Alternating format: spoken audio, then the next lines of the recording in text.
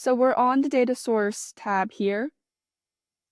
You can either find the SO line table in the data source like what we did for SO order by clicking on the plus sign and finding the SO line via the magnifying glass, but then you'll have to come into the relations tab and define the relationship between SO line and SO order table.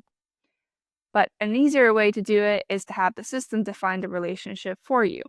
So what you can do is go back on the data source tab and click on add related table. Notice here that the parent item is auto-populated with the SO order. Now we just need to put in the child table that we're looking to link to the SO order. In this case, it's SO line. Again, there are a couple different records that contains SO line, but we want to look for the one that just says SO line. Select that, and the system gives you a couple options on how the two tables can be linked together, depending on your scenario and what you're trying to pull in. In our case, we're looking for the order type and order number as the fields that we want SO line and SO order to link to. So once you have that highlighted, click on Select Related Table. And notice here that the system is specifying and telling you the relation between these two tables. Now you can click on Add.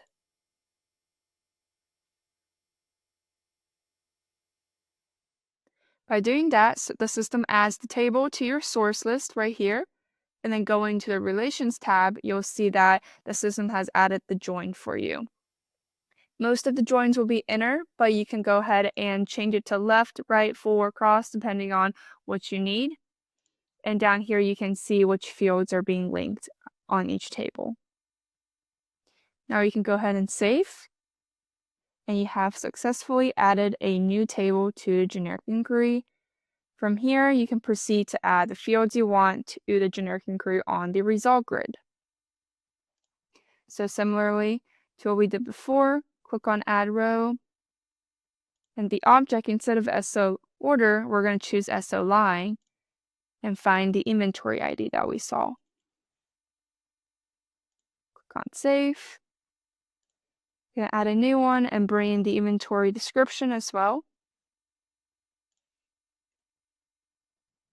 And maybe another field like the order quantity. Right, go ahead and save the change. Now we can preview again.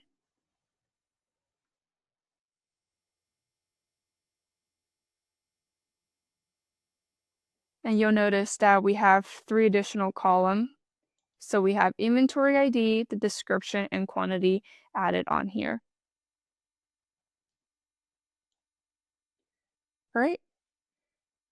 In generic inquiry, there is some filtering capabilities and sorting capability. In a different video that we have shown, in generic inquiry, there are some additional conditions or filtering/sort. In generic inquiry, there are some filtering and grouping sorting capability, which you can find on this tab here. So you can sort by specific fields. Let's say I want to sort the date field. So we want the SO order date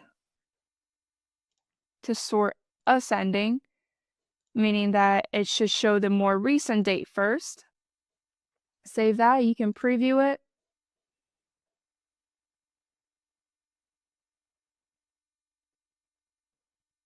So it tells this generic inquiry to look at, to show the most recent date first.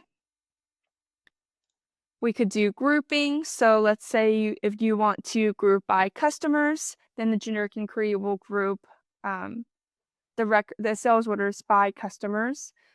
Or you can put on some conditions, which is like filtering capabilities. So if you want generic inquiry to only show orders with the status open, or say if you want the customers to just be a specific customer, then you can make a condition here.